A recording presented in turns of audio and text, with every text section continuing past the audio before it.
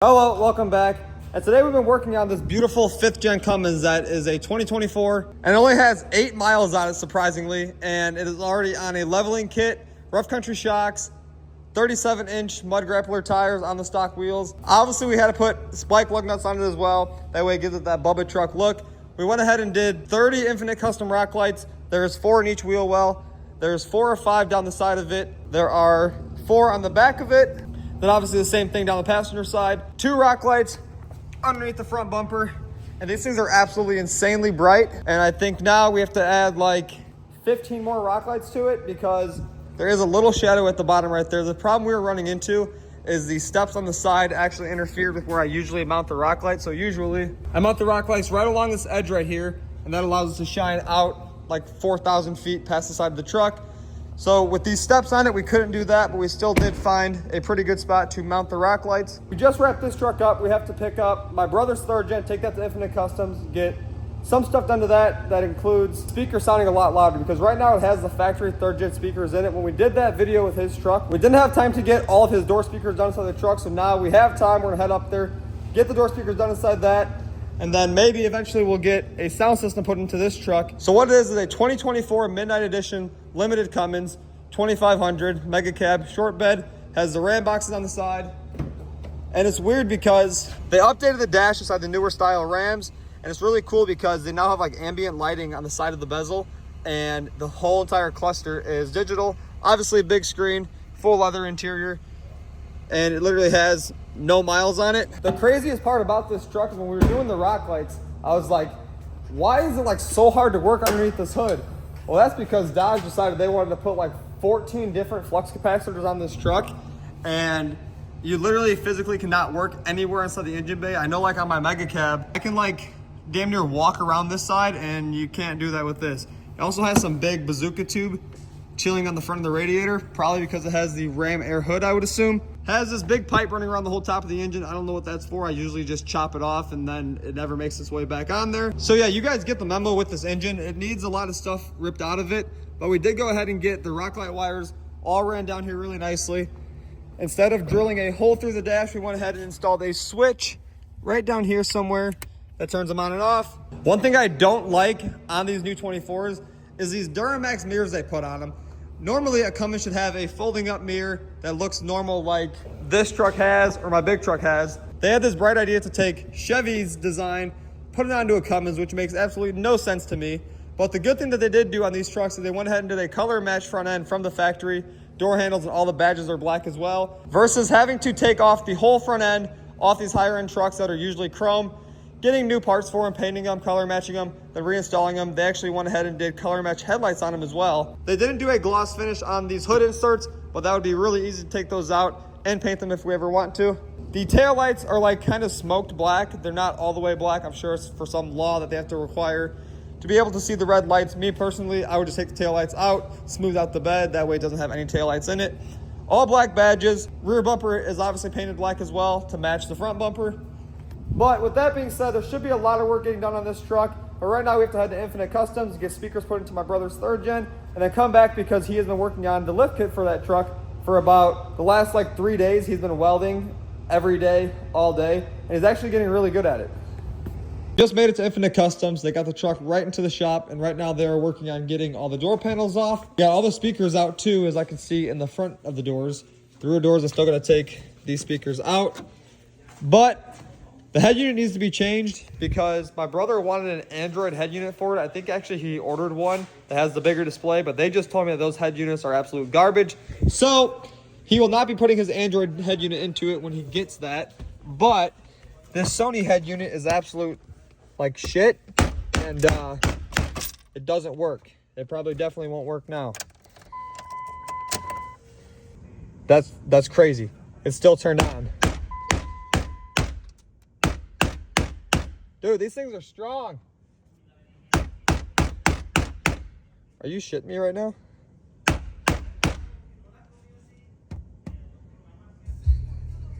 It definitely still works.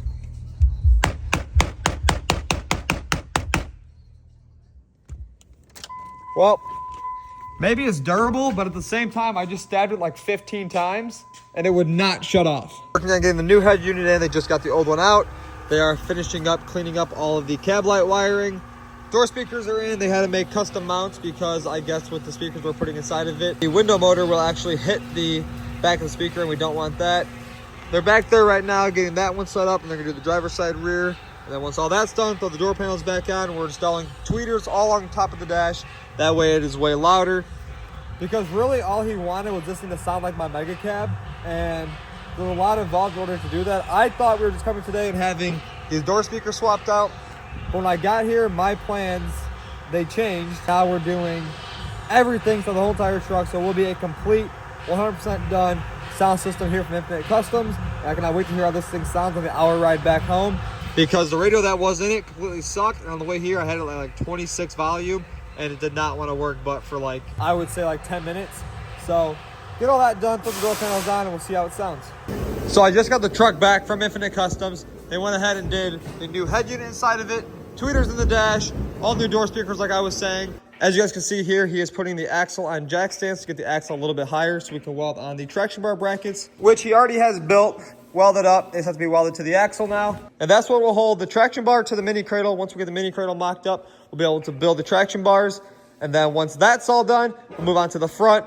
We'll get the coilover conversion brackets installed on the truck, in which we are getting ready to pull my mega cab in because we're gonna take that truck apart first to see if everything fits, see if we like it. We should. I have confidence in all these brackets. He's lowering the truck down onto the stands now. We're gonna weld on them brackets like I was just saying. And then that part of it will be done. And then we have to also design rear blocks for the truck to extend it 6 more inches so the truck will sit 6 inches overall all the way around. So once we have these axle tabs welded onto the rear axle and the cradle mocked up to the frame, we will take this truck back out of the shop. We'll drag the mega cab back into the shop, take them coil springs out of it, get that truck up on jack stands, and then we'll see if these coilover conversion brackets that I built for these trucks fit onto that truck. If everything goes good, it fits perfectly, I have to do no adjustments. We'll go ahead and pull this truck back in the shop, get those brackets installed onto the truck, and then be able to get the links made, get the steering built for it, have to build a new panhard bar for it as well. And then this thing will be back on the ground. This process will go a lot quicker since we already have majority of the suspension stuff done. It's not like doing a full custom fab suspension like this. We are still retaining a lot of the stock components from these trucks versus like on these trucks, I build new cross members. I build everything from scratch. So this is a lot easier, like I was just saying, to do what we're doing to. I would say about a week turnaround time to have this thing completely done. We are going to do powder coat on it, so we will have to wait for the powder coat shop to complete all the powder coated parts once those are all done and ready to get powder coated. But let's get these axle tabs welded on.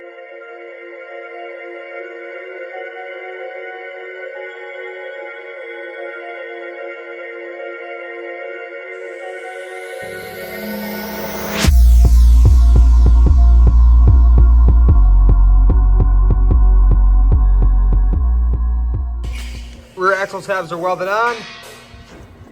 And now we can push my mega cab in the shop, get them coil springs out of there, and see how these brackets fit. And hopefully everything goes smoothly and we have to do no other changes to the brackets that I built because I've never built brackets for this style suspension. So it's all trial and error now. Basically, I had to design everything from what I could see with the truck together. I didn't have the axle out of the truck to get accurate measurements, but I think I got them pretty close, if not perfect. If it's not perfect, then I will be remaking them, which isn't a big deal. I'm hoping it all goes smooth the first try. And now we're getting ready to mock up the suspension on my truck because obviously my truck right now is down.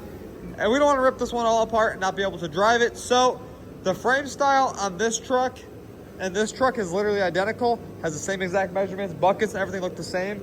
As you guys can tell, all of this and all of this is literally identical. So whatever fits on this truck, we know will fit on this truck. And obviously we're doing the same exact lift kit on both of them. So we have the test dummy right here. We're getting ready to jack up the front axle. We're gonna set it on the body stands that I have. Take off the front wheels most likely. Then we're gonna be able to see if we can get the brackets to fit onto this truck. They should, like I was saying, but I just wanna make sure before I go ahead and take everything apart on this truck. So take the coil springs out, take the shocks out, take the wheels off. See if our coilover brackets that we built that are sitting right here fit onto the truck. If they do, I'll be able to get a good idea on what I need to do for the rest of this lift. And then when I get to this one, I'm hoping to do this all inside of a day because it pretty much is all bolt on once all the brackets are built. So the upper coil buckets will bolt on, the lower coil buckets will bolt on. We'll unbolt that bracket and that bracket, that'll go. And then it's all basically bolt on. Mini cradle, axle tabs are already welded onto the axle. I am going to design bolt-on axle tabs for the rear. That way, if anybody wants to buy this off me when my website launches, it'll be a whole entire bolt-on, about 14-inch lift kit for these Dodges. He's getting the body stands on it right now. I'm gonna blast the wheels off, and then we are going to be able to see exactly what's going on with the suspension. Got the truck up on stands, went ahead, took the wheels off. Now we are about to probably loosen up the sway bar off the frame because obviously it's bending the things. Not that it matters because we will be building custom links for it. So we just got the coil spring off of my mega cab and the bracket fits absolutely perfect inside of there. Obviously I have to weld this plate still to this one. That way it's all one big bracket, but I wanted to get this into the truck like I was saying, just to mock it up, make sure it's perfect. I actually did the bolt hole inside the axle to retain the factory lower shock bolt. So basically this bolt slides right through that hole, bolts in with the factory bolt at the factory location. We are going to go ahead and design on the next one a hole that drills through here and through here to hold this whole bracket to the bucket just for more extra strength.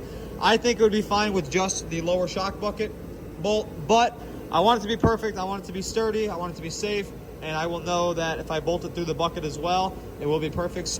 So when the website's done and these kits are online, you will have to drill one hole through your coil bucket, but that will be very easy, especially with a reamer or some type of drill bit like that. Upper coil bracket I know is gonna fit. I've designed a bunch of them for these trucks. And yeah, so right now we're gonna finish welding that one all up, get that all mocked up, get the upper bucket into the truck, and then I'll be able to make a dummy shock. And then eventually I have to get all these control arms off, everything, get the mini cradle onto the frame, and then build the links for it. I am going to have to take off all of the factory steering and the adjustable track bars on it. I'll go ahead and build Heim joint track bars for it. A giant Heim joint like this, which is a lot beefier than these little tiny ball joints that are on there now. So basically when the steering's done, you'll have a Heim joint that bolts to right there, runs up. I gotta figure out something yet still for the clearance on that. Right now it's about at 3/8 of an inch, which would be fine. Obviously if your rotor's moving and hitting your Heim joint, you have some different issues than a clearance. You probably have a bad hub going out, or you just shouldn't be putting stuff together. I will keep the bracket on the frame that's already on there for the track bar drop. That will work perfect for the new track bar that will go from up there to right here.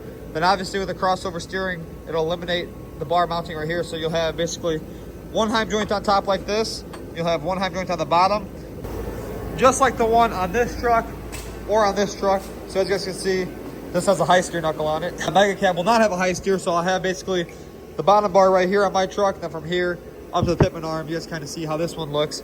That's how the steering will look on that truck, along with the panhard bar. Sway bar links will look the same. I'm not going to build a custom sway bar yet for that truck, so I will use the stock sway bar. That is already on a mega cab. I'll just build custom links to go from here down to the axle, which will be pretty easy. Right now my brother's working on getting the brackets all welded up. We'll be able to test fit the upper bracket, and we should be good to go. So fast forward, I just got that lower coilover mount all installed. Fits perfectly. Got the upper mount installed as well. We went ahead and cut down some dummy shocks we had laying around. Weld the new tabs onto it, so now the dummy shock is on there. And what that is right there is the same length that the coilover from Rough Country is once it's on the truck and compressed. I got the measurement off of Thomas's 5th gen that he converted that was a 4th gen. So that is the exact measurement that the truck will be at ride height. So I mean, you guys can tell the difference of the axle. And this truck's gonna sit huge now, and it should be able to clear a 30 and a 42. Who knows what wheel and tires we're gonna do on it. I'm all over the place when it comes to wheels and tires. But now we gotta take off this bracket right here and that bracket right there, pull those arms off, and I'll be able to drop the axle down, get the other one in, and they'll be able to measure for all our control arms, get the mini cradle on it, probably tomorrow. Right now it's Christmas Eve, and I got an ant up my sleeve this morning when I woke up and wanted to come get this done first thing before we do our Christmas activities. So that's exactly what we're doing right now. So I'm gonna take those brackets off like I was saying, get the axle hanging, and that'll give us an idea on how big this truck will actually be. So to sum everything up, we got the mini cradles laying underneath it for us to do that tomorrow. We got the coilover conversion brackets all installed in the truck. They did fit perfectly the first try, so that was amazing. We got the dummy shocks on the truck like I was saying as well. I went ahead and drilled out the upper coil buckets to 1/2 inch. That way we could bolt on that bracket with a stronger grade 8 bolt. Bolt holes on the upper bracket and bottom bracket are the same as the Rough Country coilover. I went ahead and changed that inside my file. That way we can use all the hardware from that. I still have to take off the upper control arm and the bottom control arm that came factory. I'm then gonna put the mini cradle onto the frame, be able to build the arms for the front. Then once all the arms are on, the axle's aligned, I'll go ahead and get the measurement for the panhard bar from the axle to the frame, along with the crossover steering I have to build for the truck as well. This knuckle and that knuckle will be drilled out to 3/4 along with the pitman arm. I don't know what I'm going to do yet for a track bar, if I have to put a bend inside of it or if I don't. Then once all the stuff done for the steering and the panhard bar, be able to drop the sway bar back down, build a custom sway bar link, which is going to be pretty long, actually. That's like a good 14-inch gap between there. Then like I was saying down here, I am going to build custom brackets to hold on the steering stabilizers as well. But that looks absolutely insane. It'll look a lot better once it's all powder coated and the axle is painted. Then once the whole entire front's done, I have it at the height I wanted at. I'm going to spin the truck around, jack up the rear axle, get the U-bolts and the blocks off of there, build a custom block for it that also holds an airbag for the truck as well. That way we still have air ride on the rear for towing. I'll have to get compressors, all the valves, everything to run the airbags, because right now the truck squats a lot because the leaf springs are still a 2500 leaf spring because the truck was factory a 2500 truck. It didn't come as a dually. I bought it as a single wheel. I smashed the old bed and then I converted it to a dually.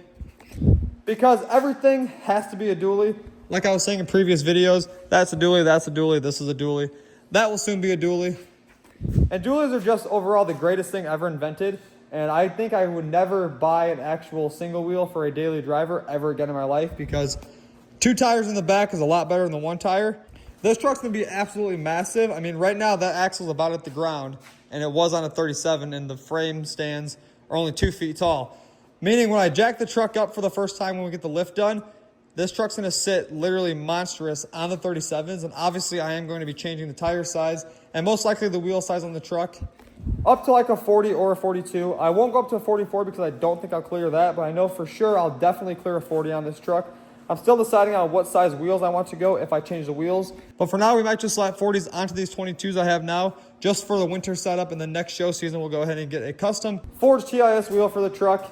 And then, yeah, so now that I know all these brackets fit, that's a really good thing for this truck because like I was saying, it is identical to the truck. But we're going to go ahead and leave these brackets on the truck now since it's already done. Get this suspension knocked out really quick. Then we'll have all the measurements we need to do this truck hopefully in one day. And that would be a lot better, minus the powder coat. That'll take a couple days to get the powder coat done.